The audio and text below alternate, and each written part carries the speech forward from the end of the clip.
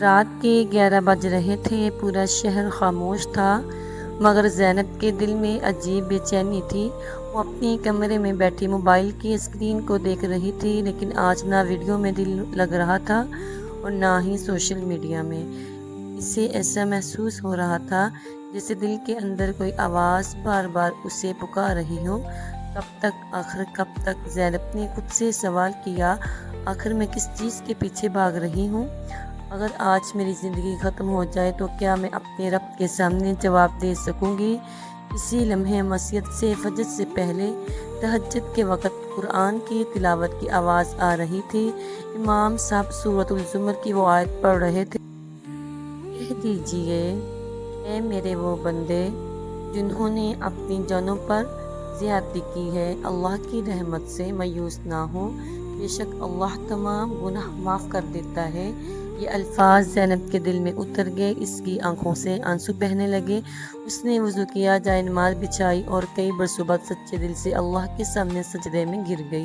وہ روتے ہوئے کہنے لگی، یا اللہ، میں نے بہت غلطیاں کی، میں نے نمازیں چھوڑی، وقت ضائع کیا، لوگوں کا دل دکھایا، لیکن آج میں تیرے دروازے پر آئی ہوں، مجھے معاف فرما دے۔ اس رات زینب نے دل سے توبہ کی۔ اگلی صبح اس کی زندگی کا نیا سفر شروع ہوا۔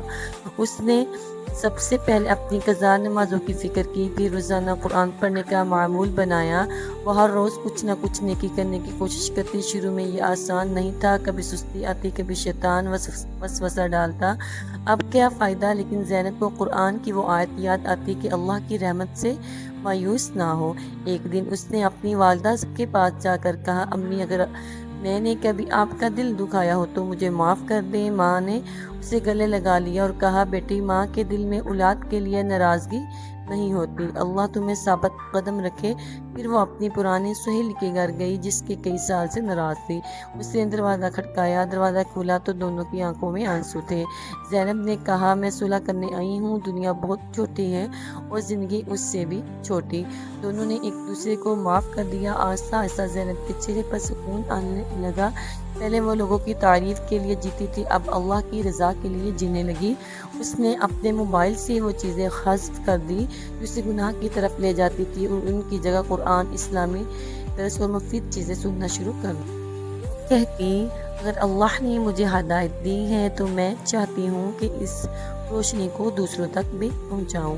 ایک دن ایک لڑکی نے اس سے پوچھا، آپ کی کیا اللہ واقعی ہی سب گناہ معاف کر دیتا ہے؟ زینب مسکرائی اور بولی، اگر توبہ سچی ہو، ندامت ہو، گناہ چھوڑ دیا جائے اور دوبارہ نہ کرنے کا پختہ ارادہ ہو تو اللہ کی رحمت بہت وسیع ہے۔ سال گزرتے گئے، اب زینب کی پہچان اس کی خوبصورتی نہیں بلکہ اس کا اخلاق، عبادت اور دوسروں کی مدد تھی۔ لوگ کہتے تھے، یہ وہی زینب ہے، اور جواب ملتا، ہاں، لیکن اللہ کی طرف لوٹنے کے بعد اس کی زندگی بدل گئی۔ ایک رات زینب نے اپنی ڈائری میں لکھا، میں کامل نہیں ہوں، میں آج بھی غلطیاں کرتی ہوں، لیکن اب ہر غلطی کے بعد اپنے رب کی طرف واپس آ جاتی ہوں۔ یہی میرا اصل سفر ہے، توبہ کا سفر۔ اللہ کی رحمت سے کبھی مایوس نہ ہو، سچی توبہ انسان کی زندگی بدل سکتی ہے۔ والدین سے حسن سلوک کرے، نماز اور قرآن کو اپنی زندگی کا حصہ بنائے، اگر کسی کا دل دکھایا تو اس سے معافی مانگے، ہر دن اپنے اعمال کا محاسبہ کرے، کیونکہ ہمیں نہیں معلوم ہماری آخری سانس کب آئے۔